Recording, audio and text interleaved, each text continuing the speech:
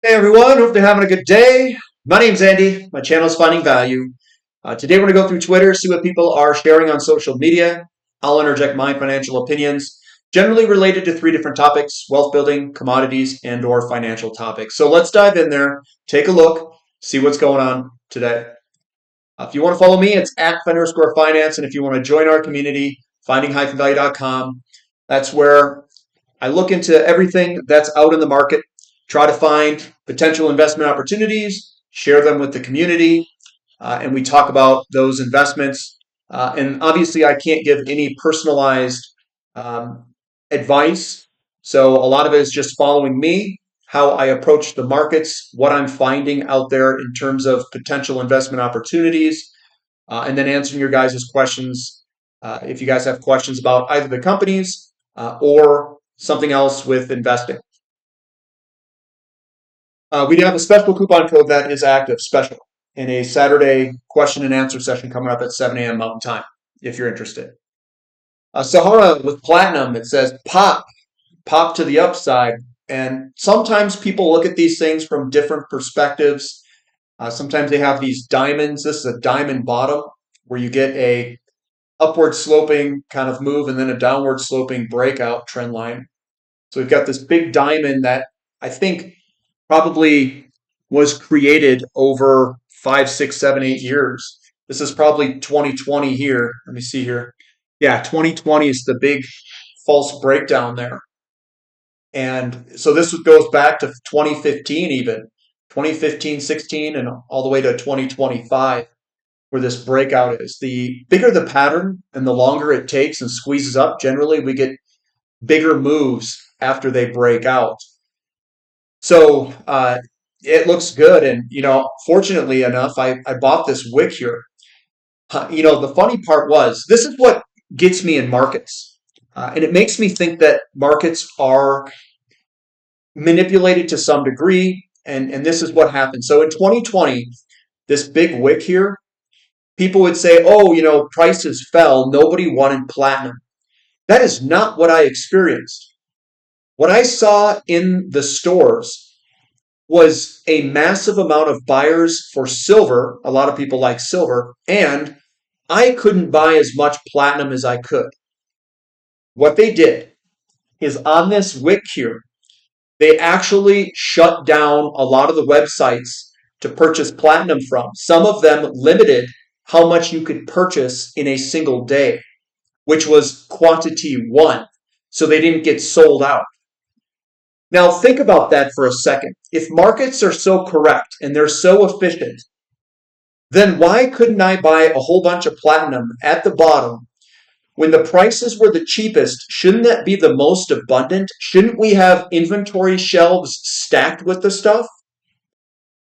Why don't we? And why didn't we? That doesn't make any sense. Why would they limit my purchases? Why did the price go down and why are they limiting purchases? None of that makes any sense. And silver, when in 2020, when we went down, you couldn't get silver anywhere near the paper price.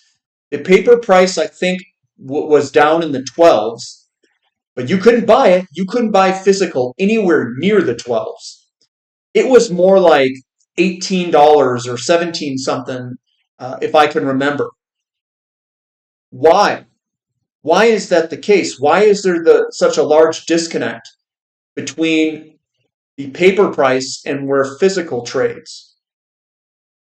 I don't know. There's a lot of shenanigans going on in the 2020 panic, and I just find it highly weird. So here we are breaking higher in platinum, and there's some more coming on here of different setups and the way that people look at things. The way that I view platinum, platinum's got a break-even cost. The whole group, platinum group metal, is about $1,100, depending on where you're looking at. And those are going to be, the medium to higher cost producers. But we've seen a large pullback on production.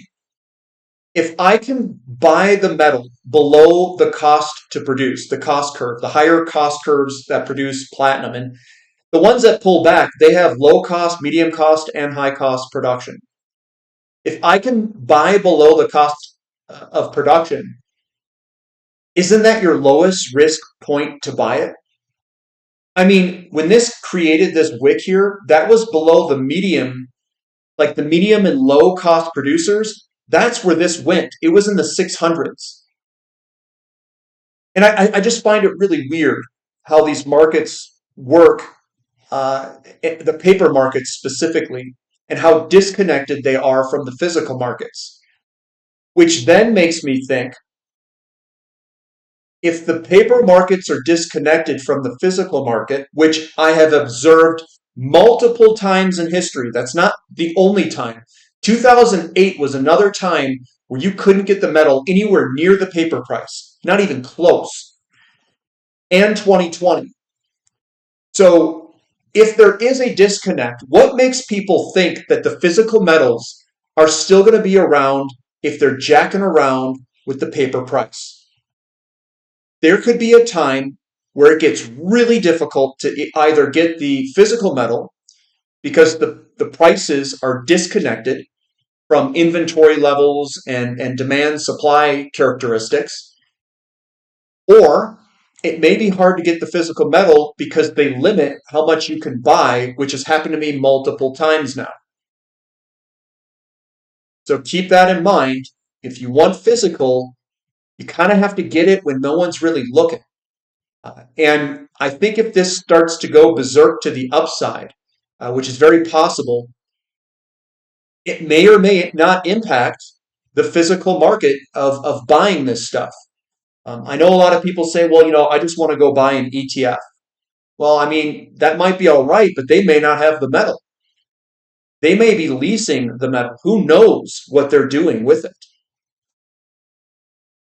Here's the gold-silver ratio. It's rolling over. Silver is clear for liftoff, says rock bottom entries, and he's got the little hammer there, rock bottom, I guess. And then it's looking good to go, and silver outperformed gold. I agree with that. Now, I like silver. I like silver a whole bunch. And I know there's a lot of people trying to guess when this will take off. I'm not too concerned. I kind of view silver like it's going to go up the rest of my life, and gold, and platinum and palladium. As long as interest rates go up, I think these will go up, and it will put a lot of pressure on the system. Now, I'm guessing within my lifetime that they'll probably change the system before that, before the end of my life. So maybe silver won't go all the way up. Maybe it will have a very big spike and then they change the entire system or something on the lines of that. Currency goes away and we get something else. I hope to God it's not CBDCs. Come on. Josh says the market cannot maintain current valuations if the 10-year yield approaches 5%. And that's when you look at history, markets are the yields and the markets go up together at the same time, below 4.5%, 5%. When you start to get above 4.5% and get and approach 5%, the markets disconnect and the markets go down as the yields continue to go up. It's basically squeezing the system. So he says, I anticipate the U.S. Treasury Secretary Bessent will try to intervene in some way. How and when or then, what side effects are to be determined. I don't know what it will look like. I don't know if he'll step in here. I don't know if he'll be successful at holding rates down. No one knows those questions. But a lot of people are speculating that he might try to get in here and hold the interest rate on the 10-year yield down. He has come out and said that they're interested in lowering the 10-year yield specifically. Just because he has the intent and the want doesn't mean he'll be successful at actually lowering it down. So you can say something. It doesn't mean that you'll have follow through. He also wants to raise production in America by 3 million barrels per day. I don't see that happening at current prices. They also said other things that I don't think are going to be possible. So we'll see. The EIA, week ending 16th of May, kind of a weird release here. Crude is up 1.328 million barrels. Cushing's down zero point 0.5, gasoline up 0.8, and distillates are up 0.6, which is a completely different reading than what we saw yesterday with I think it was the API reading, which had a 2.5 million barrel draw. Is something going on here in the oil markets? And what is the energy information? Is it energy, whatever agency? Are they in there messing with the numbers? A lot of people are speculating that they're messing with the numbers and then they go back later and adjust the numbers either up or down. This one would be they're adjusting it to the deficit side. TF Metals report says, here's what experts TA guys don't understand. Gold is not simply a dot on a screen. As such, it is being driven by powerful fundamentals and a deleveraging of the pricing scheme. For example, it will not conform to your demands that it retrace back to the 200-day moving average or trim its monthly relative strength indicator. It's not overbought and the trade is not crowded. Instead, there's a global scramble for physical metal that is stressing the New York-London gold pool. Did you take time to read the ECB warning back on Monday? Change is coming. Dump your paper, sell your ETF, close your unallocated account, and get your physical metal while you still can.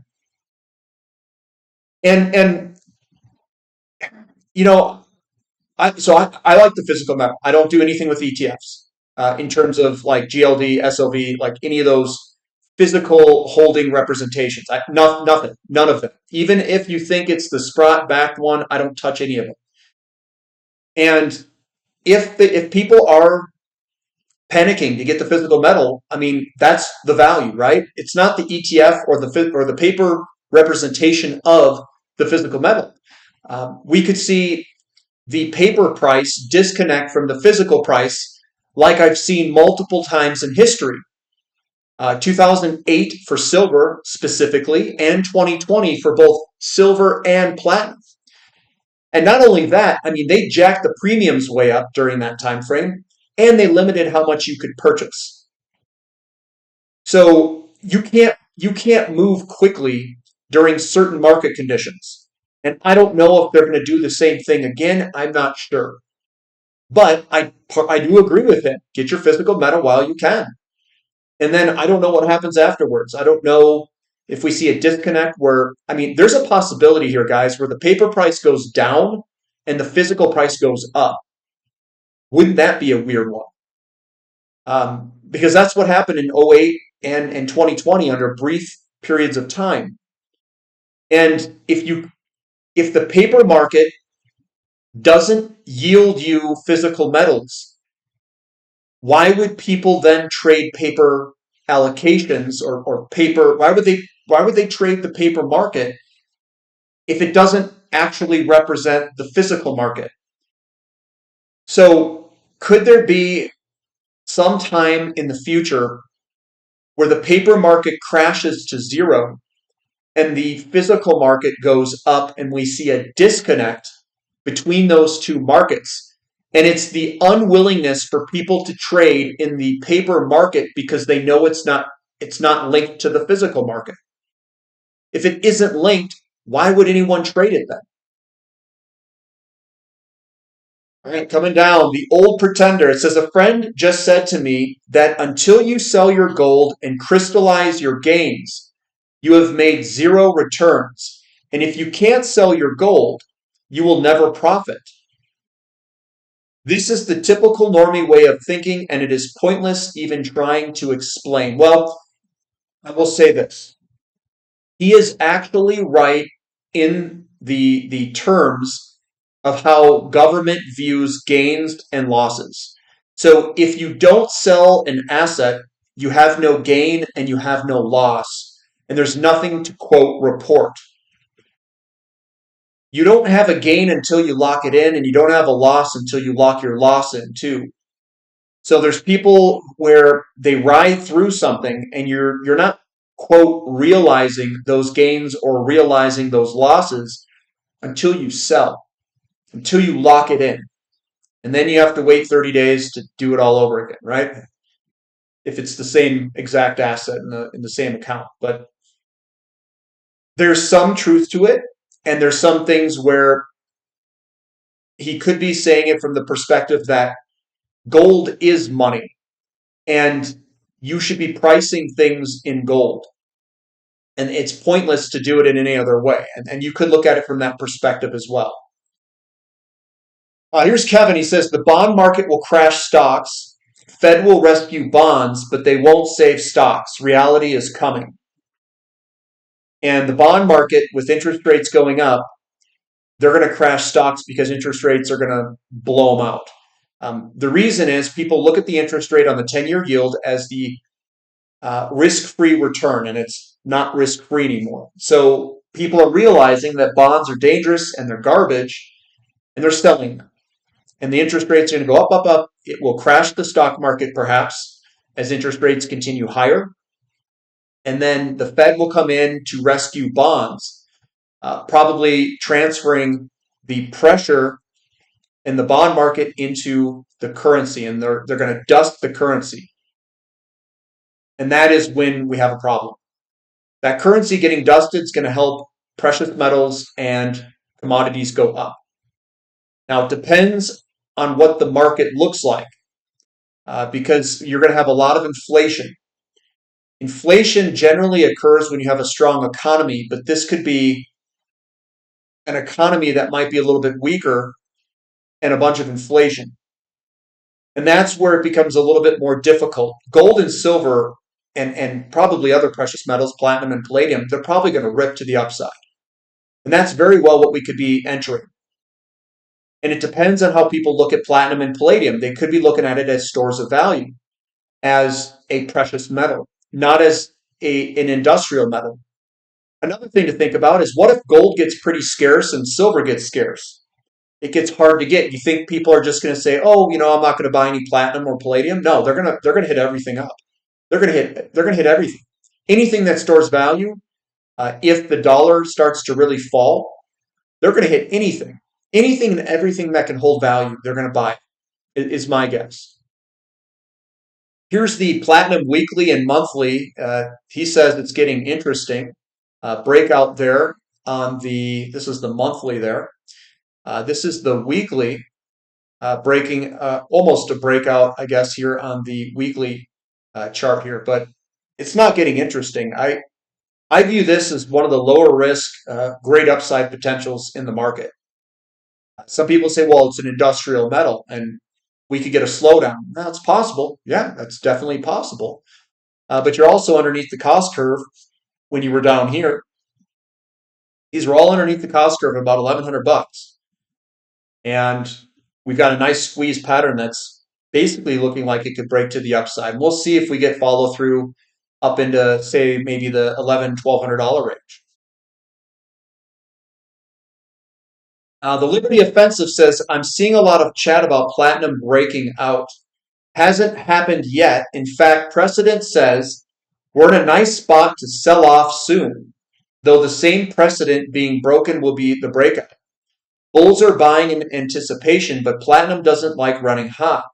At no point does platinum run hot without a major sell-off, with the exception of being the onset of a breakout in breadth, which it currently does not have. Not at all a bear or even bearish, just unimpressed, as this is standard platinum trading so far. It's coiling up though, so it's favored to the upside eventually. So in his opinion, it hasn't broken out yet. I'm just trying to share opinions of everyone's. And here's the breakout zone that he is referring to that hasn't broken out yet. And again, I just go back. If you're buying something underneath the cost curve, you don't have to worry about all these people. You don't have to worry about all the opinions. You don't have to worry about necessarily the chart even. If you've accumulated an asset underneath what it costs to produce, and if what it costs to produce continues to go up, either from declining ore grades or an exhaustion of reserves, because at some point the flow rate of some of these metals are not going to keep pace with demand. And I think that's very much the case for gold, silver, platinum, and palladium, all of them. So if you can buy something cheap and then inflation is going to keep that cost curve going up, if we've got a debt problem, which will eventually turn into an inflation problem, well, I'm pretty positive and pretty happy that I purchased a bunch underneath the cost curve of a depressed. This is when inflation was lower. Today, that cost curve is going to continue to go up. Rock bottom entry says the sell-off you're referring to was last month. He's talking about platinum here when the market crashed. See the monthly hammer candle and false breakdown of its uptrend. Correct. That's what I think. So my view is, if we were going to go lower, we would have already broken lower. So the breakout to the upside is legit, in my opinion. The ongoing financial oppression of oil is a blessing long term. Make no mistake, that's exactly what's happening. Make oil great again. And some people think that we are being basically held down through by financial means, the paper market. I tend to agree. I think there's some things going on in the background in the financial markets. Yes. Now, could a market end up in a slowdown and could inventory levels go up? Yeah, that could definitely happen too. And we'll continue to watch that. Here's Permian Fracs. You can see the decline since 2023 here. So it peaked out in 2023 and it's been a decline fest ever since. This is pretty low for fracking. That's kind of like the completion side of things before they start producing from the well. This is your fracs, so distillate stocks. Your distillate inventory is pretty dang low for 2025. Now, this could come up. We'll see if the markets slow down with demand. Difficult to say, but we'll continue to monitor it. And so far, from the beginning of the year, it's been pretty much down, down, down, down, down. Looks like historically we get a little bit of an upward move over the next few weeks in inventory, which maybe we go up with this 5-year kind of cloud on here. This is crude stock, U.S. crude stocks, 3% below a year ago, 6% below the 5-year average, and 7% below the 10-year average. So we do have low inventories even of crude oil.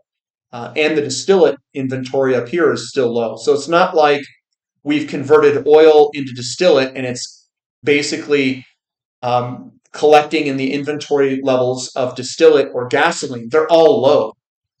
So it's not like we're converting it to end products and then the end products are building. That could have an impact on the pricing, but everything's low. What do you think about these weekly EIA inventory reports? And Tracy says, I think the production number will get revised downward on the 9/14 report like usual, and demand will get revised up like usual. So I think that they're coming out and they're manipulating the numbers to some degree here to get the price down. And the reason they're doing that is they want a low oil price, which is generally highly correlated with interest rates. They're getting desperate. So we could very well see a disconnect between inventory levels, a disconnect between whatever they report, and then they go back and revise it either up or down. I think they're doing that with unemployment figures too. They overstate employment and then they go back and revise it lower. They've been doing this with a bunch of different numbers. Eric Nuttall says global oil inventories have built more than expected year to date, with demand risk due to tariffs and the accelerated return of actual OPEC plus barrels. U.S. shale needs to act as the balancing mechanism at $60 WTI or lower until demand reaccelerates and OPEC's spare capacity normalizes. So he's actually showing this. This is the global observable oil inventories onshore and oil on water going up. Now, I thought this was moving lower. That's what he was showing earlier, but here we are showing it moving on up here. And he thinks that is showing weakness. It very well is if you're seeing inventory levels moving up. like this dotted line here. We've got U.S. commercial crude oil inventories excluding SPR, and they show it moving up a little bit here. That isn't what I've seen in some of the other ones these past few weeks over here. So kind of a different looking inventory picture versus the ones that I've been following at least. But you know what? I'm going to share all the data so you guys get all the data that I see. Drill Baby Drill is dead. With under 300 Permian rigs, U.S. shale can't grow. Low oil prices and 3 million barrels per day U.S. oil production growth for 4 years are not compatible. The Bessent's promised 3-3-3 plan is turning out to be a lie. A deficit of 3% of GDP, everyone knows that's a lie. And 3 million barrels per day increase in U.S. oil production in this term is not going to happen. 3% real GDP growth, he's laughing. So, yeah, I don't know if it's going to turn out to be a lie. I don't know if well, the 3-3-3 plan, the thing that I saw when they first rolled that out, I was like, man, I don't think that's possible. I don't think they can get 3 million barrels per day. I don't think they're going to get a deficit of 3% GDP, and I don't think they're going to grow the GDP at 3%, which is pretty aggressive. They can try. We'll see what happens. But you got to cut. You've got to cut spending. And that's where I think one of the things I was like, I don't know if they could do that. So they brought out Doge, and they really didn't cut much. So, yeah, I don't think this 3-3-3 plan is going to be, I don't think they're going to hit the marks. Here's Bob Coleman on Platinum Alert. He says, if you want the longer term story on platinum, read the following article on platinum. All the gold ever produced in the world would fill 3 Olympic-sized swimming pools, while platinum would barely cover your feet in one. But while gold has a few uses aside from aesthetics and safe havens for traders, platinum is critical. Platinum is so rare and valuable that during World War II, it was declared a strategic metal, and the U.S. government banned its use in jewelry. Today, it's even more strategic than it was during the Second World War, and not just for military applications either. Platinum is critical for everything from computers and catalytic converters to optical fibers, and crucially, it's used by automakers to reduce harmful vehicle emissions. So there's the Platinum Alert from Bob Coleman. Here's John Castillo. He says, energy is almost untouchable with a z-score of minus 2.5. So look at the potential areas here. We've got energy that's getting under pressure. We've got Eurozone, cash, healthcare. If you look at the bottom here, this is FMS positioning versus history z-score.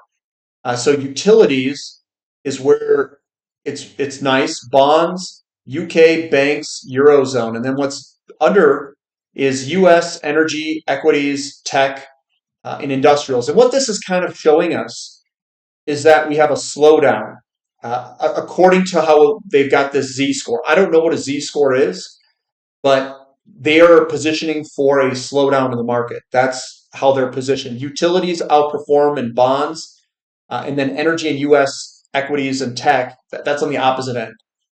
So this is positioning for a slowdown. Smart real estate bets. So in early 2022, I started manically pulling historical data on house price appreciation and variables that correlate with it. Mortgage rates are obviously a major one. These pieces were written towards the end of 2022. My views have evolved in the time since, but I believe then, and still do, that buyer perceptions of interest rates will eventually shift from disdain to fear. And we are in the process of that transition. So what he said is, he says, my view, the cost of houses is way too low. There are nowhere near enough of them, and they need to get a lot more expensive. The inventory issue will get worse and take a long time to remedy. He says, I do not believe the current homebuyer population collectively is cost sensitive.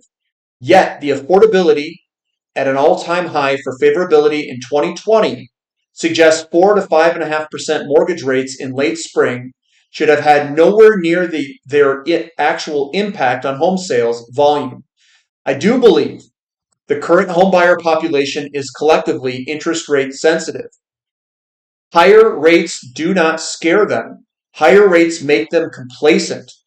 That complacency has thus far kept them focused on the sub 4% rates. They missed then how much higher rates are costing them now and into the future. He says, irrational exuberance, the sequel to current circumstances, is difficult psychologically to process, but reality eventually sets in and people will start looking toward the future again to beat the next rate hike, in his opinion.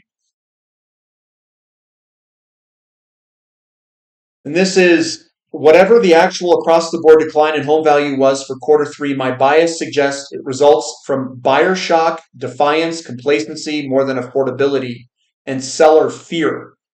Buyer shock and defiance at how rapidly rates are rising, and complacency waiting to buy when rates fall back to a level with which they are comfortable.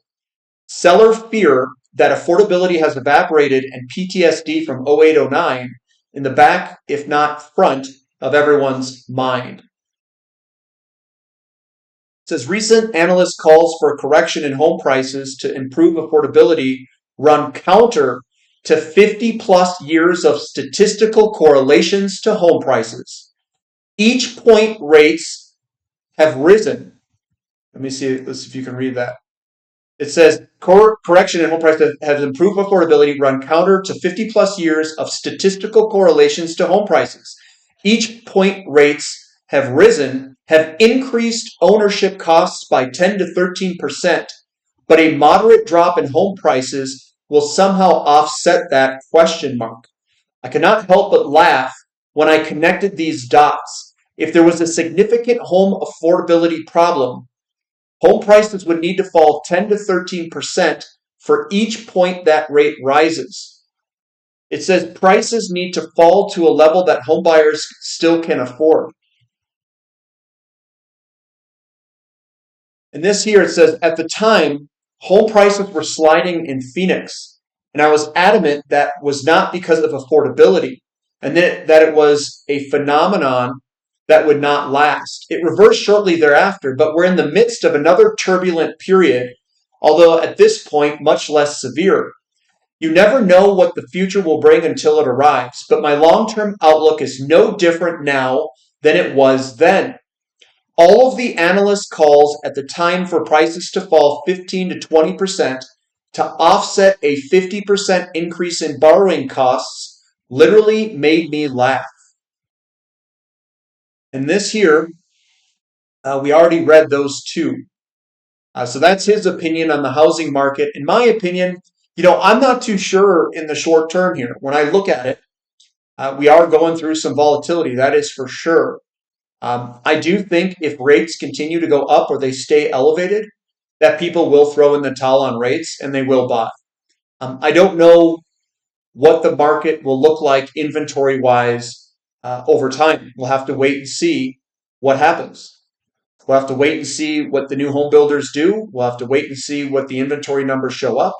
And if inventories continue to build, yes, I will become bearish on housing at some point if we get to levels that are around, say, 8 months of inventory. For sure, I would be bearish.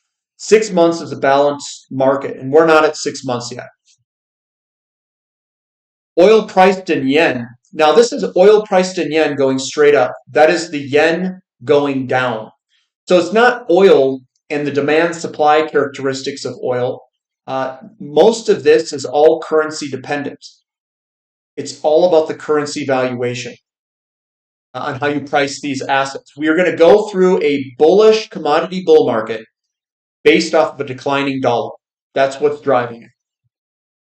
Here's cycle bottom. He says, why most will never have a 10 bagger. They won't deploy near the cycle bottom. They can't do the required sitting. They can't deal with the volatility. We harvest a 10 bagger on average every 2 years by ensuring our entry is near a deep cycle low and 3 to 5 years of sitting. That's how you do it. That's how I do it. That's how everyone does it. I don't know if there's much else you can do to get a 10 bagger plus without doing that. Peter says the stock market's in a lot of trouble when investors finally figure out that regardless of what the Fed does with short term interest rates, long term interest rates are headed much higher. What's coming is not your father's stagflation, it's something much worse. Got gold. And that's where I'm going to end it. So that's what I've got for today, guys. So give me a thumb up for the content, subscribe to the channel, subscribe to the website if you'd like. And that's all I've got for today. So we'll catch you next time. This is Finding Value.